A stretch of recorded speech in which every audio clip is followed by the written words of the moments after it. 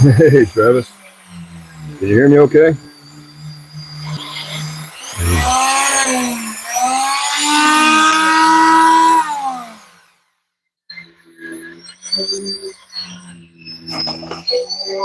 Hey, Travis. Can you hear me okay?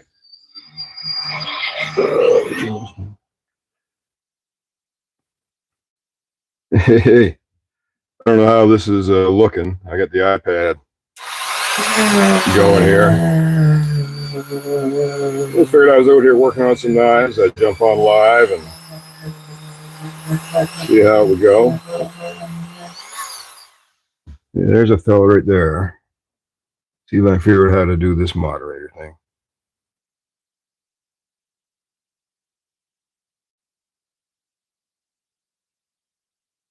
What's going on, Ryan, Travis? There, just got the power. I just finished watching your live, and I've been out here cleaning on knives, so I figured I'd jump on for a minute and just people could see me cleaning knives. I had nothing better to do, so.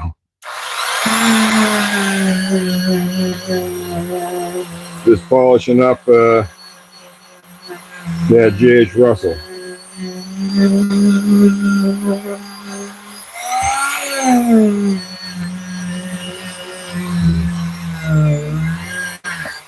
Trying case paste for the first time. Seems to do a pretty good job.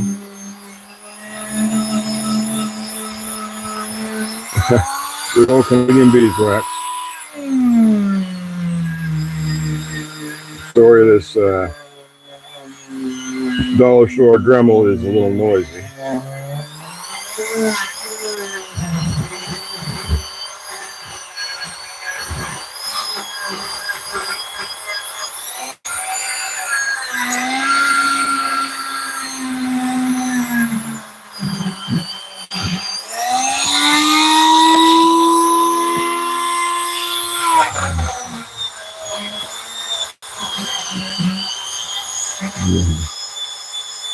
Hey, Dennis.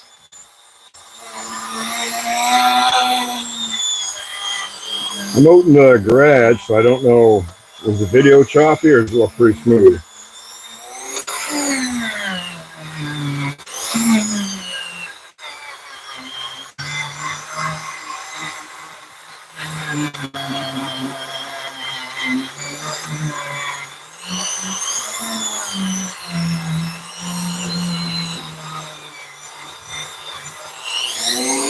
This is one of the knives that my cousin gave me to clean up, along with that really nice stag boren.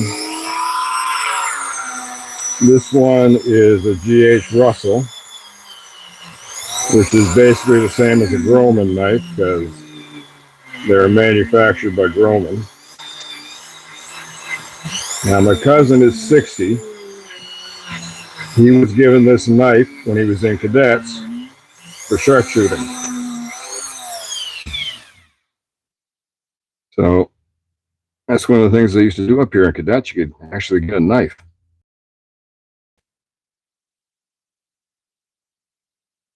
Here's a look at the tank stamp, D.H. Russell, belt knife, Canada. So D.H. Russell was actually the private secretary to Prime Minister Mackenzie King. And I'm not sure exactly when he reigned, for lack of a better word, but it was probably in the 60s sometime. So G.H. Russell got fed up with the fact every time he went to buy a knife in a store in Canada, it was an import. And he wanted to be able to have a Canadian-made knife on his hip. So he hooked up with Groman, who was a German knife maker that the Nova Scotia government had brought over in 1950. And they had opened up a shop for him in Pictou, which he ran for 3 years, and then for some reason the government shut it down. And he went to work for the Trenton Iron Works, making shell casings for the Korean War. And then Russell hooked up with him, and they started making knives together. And their first production knife, one of those, is in the New York Museum of Modern Art. So But now Groman still operates, the family still operates out of Pictou, Nova Scotia, making the Groman knives. So, not a bad little shine to it now. Case paste does a nice job on the brass. Just a dandy little knife. These were issued, this model, to the Canadian military at one time. Let me see if I can catch him on the chat. Oh, Mike and Travis are going at it.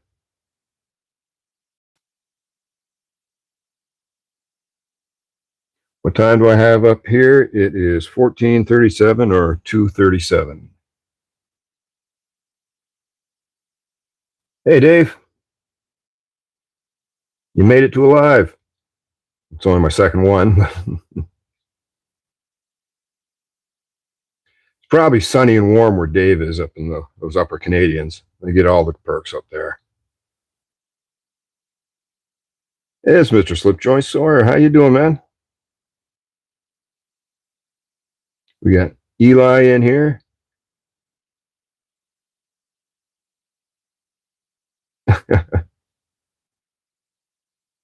Sorry, I'm reading chat on my iPad and getting off camera here. There's quite a delay between what I'm doing and what's showing up on my iPad screen. That's kind of interesting. Here, let's do.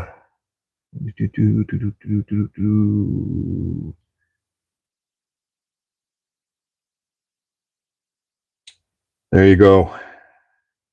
You got the power now, Dave. Don't be a Trudeau. Not really much to this one. Like I said, just needed a polish. I'm going to have to put an edge on it. The sheath is right here. So I gave that several coats of mink oil, and then I just put a coat of beeswax on it. Held it over, I've got a kerosene heater out here in the garage. So I held it over the heat for that to help it absorb in. Got to figure out how to restitch that. That's going to be tricky. But I'll figure something out. The other one I worked on this morning was this one here. And that is that Boron Sologen Stainless Germany. That's the one that's got that real nice bit of etching on it. So we got a lot of rust off of that. I had to be very careful because I didn't want to destroy that etching. But got the rust out, got most of the pitting out. The brass all polished up. It's got a leather spacer right here. And then got that really nice elk carving in the stag, and then polished up that eagle's head. And then there's the sheath. The sheath really darkened up with the mink oil, but I think that's good because it helps everything stand out as far as the elk there, and then the Sologen Western Germany. Let's see. How do I get one of your stickers, Dennis? You send me an email, pocket EDC at proton.me, and it's in my description. You send me an email, send me your address, and I'll send you a sticker. I tend to, falcon head could be, I tend to think an eagle head. It's kind of weird where they did under the eyes so thick, but from the beak, I would tend to think it's an eagle, and eagle would be, I think, a little more standard with Germany than a falcon, but I could be wrong. But pretty cool. It's really nice in the hand. The beak actually gives you a nice purchase point. So nice, full, fills the hand really nice. I've looked at online at some of these knives. I haven't found one exactly like it. I found them without the etching and without the eagle, and they go for a pretty price. I found them with that carving, but pretty dandy knife. What else are we missing here?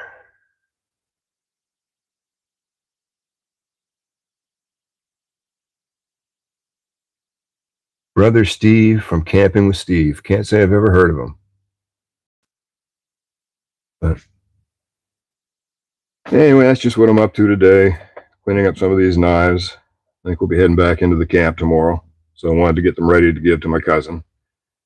Got to get an edge on this one. I don't know that this one here had ever had an edge on it. It was pretty dull, but we had a pretty good working edge on it now. So those little curlies going there. So that should do the trick for him. I don't think he'll ever carry it. I think it's more of a showpiece knife than a carry knife. I find it hard to work now with this little narrow screen.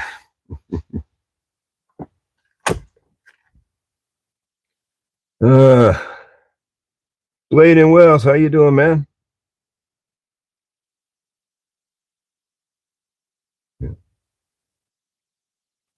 Oh, you'll get another live from the cabin. My cousin Danny, he had a chat with that fella Elon, I think, and got one of those Starlinks. That works pretty good. They're pretty neat. It's just like a flat panel. Well, it's probably about 2.5 feet by 1.5 feet, and just stick it on the roof, point it north, and away you go. So it's pretty neat. See you later, Matt. Take care. Anybody curious what I'm carrying in my pockets today? I got the old Rough Rider Reserve kayak. I said kayak, Dave. Don't have a post-traumatic stress moment or anything. That's a wicked little knife. Very cool work blades on it and some wicked snap. Very strong springs. And I'm carrying that in a case side carry belt pouch, and then get this little fella here. And that came just with a skeletonized handle. So I did a little paracord wrap with a little kind of lanyardy type thing off the end.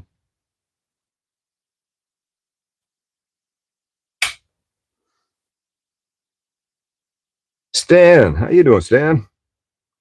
I was just out here cleaning up some knives and find out why Mike had done a live, so I thought, why not go live for a few minutes just with a little knife cleanup. Dave Williams, how you doing, sir? Yeah, Dennis, camp is a great place. I think I say it in every video now that this world is kind of nuts right now, although it's leaning towards starting to make a little more sense in the last couple of weeks. I won't say why, but it's just a good place to go and just have a mental reset. It's like it'll amaze you. You get back in the woods and you'll hear something flying over and you think it's a condor or something, because all you hear is whoo, whoo, whoo. And you look up and it'll just be a crow flying over, but it's so quiet you can actually hear the air rushing through the crow's wings as it flaps.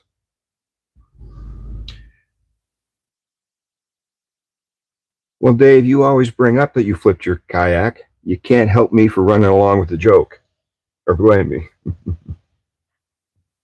I'm not doing too bad, Stan. It's a damp, rainy, chilly day here today, but I'm out in the shop and I got the kerosene heater going. Spent a good part of the morning working on that, getting it going.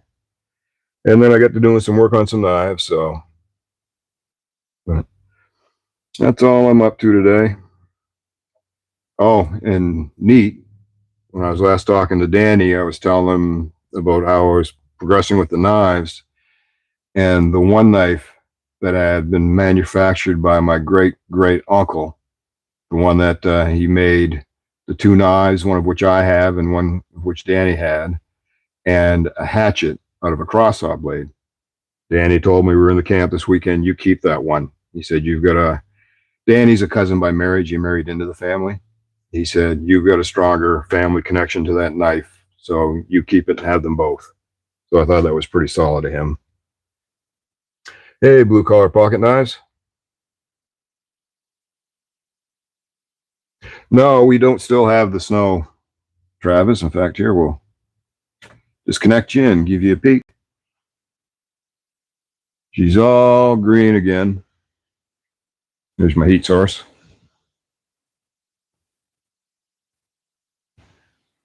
Well, snow's all gone. It goes like that now. It'll, oops, lost connection there for a second. I usually melt within a day, and then it won't be till around Christmas time now that we start to see any solid amount of snow. Of course, I took my reading glasses off now, so I can't read the chat.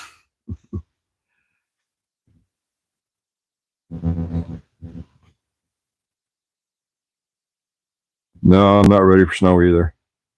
There's my microphone. Here's a neat one. If any of you remember that hewing axe I did a cleanup on there a couple weeks ago, well, my neighbor had this out in the shed at his cottage. He brought it back for me. He said that had been, when he bought the cottage, it was in the shed. So I've done a light little bit of cleaning on it to get some of the rust off. I haven't found a definitive maker's mark anywhere, but it's a pretty good hewing axe. So that'll give me a small one and a medium-sized one once I get this one cleaned up. And some other axe heads down there I've been giving a soak to. Here's my wall of tools. Here's my makeshift buffer. All my polishing equipment and my sharpener and everything I use to clean up.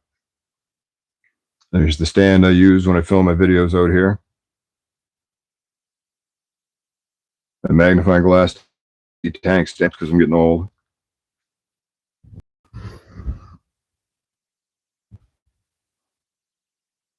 I can read some chat here.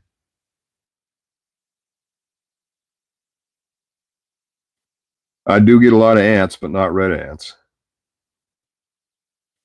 What mic is that, Travis? I don't know if it's got a name on it, to be honest.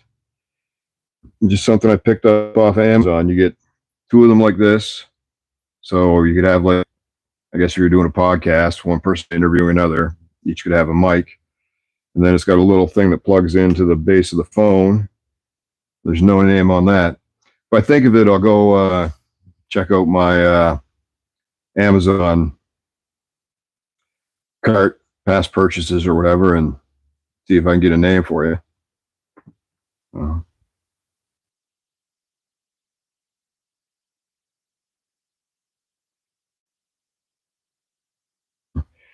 It's a, yeah, when I bought the place, it's a 2.5 car garage. It was completely unfinished. It was just bare wooden rafters. So I insulated it and just put some Ranty board on the walls, boarded in the ceiling because it was open right to the rafters. I've got a little set of stairs here I can pull down with some storage upstairs. So, but there's no heat in it. So I gotta look at maybe a heat pump someday. But anyway, folks, I was just doing a little workout here, and I thought I'd hop on and do a quick live. I'll probably drop a video on that foreign German knife later on.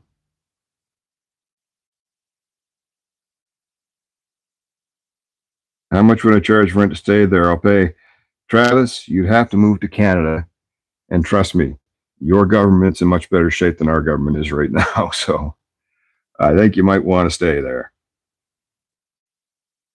But anyway, folks, you all probably got better things to do, and I just wanted to jump on real quick and wanted to see if the live would work out here because my Wi-Fi is in the house, which is a few yards away, so I didn't even know if I could stream from out here without it being too choppy. And both Wi-Fi is in that room right there. So anyhow, I will let you all get back to what you were doing. I'm sure some of you are hard at work, and I'm just being a distraction. So I thank you all for showing up. I think we had 20 people in here at one point, which is not too bad. So, time to bow down to Mother Russia. No, I don't think we'll be doing that, but you know, you can always hope. Anyway, folks, you take care, and well, thank you very much. You guys take care. I'm going to cut it off there. You can get back to what you're doing, and remember, I think Mike said he's going live again tonight, so be sure to check that out. See if he can't get up to another 1,400 people watching him. So I hope you all have an awesome day, and get out and after work, go for a walk in the woods and take a knife with you. It might just come in handy. Yeah, I'll take care.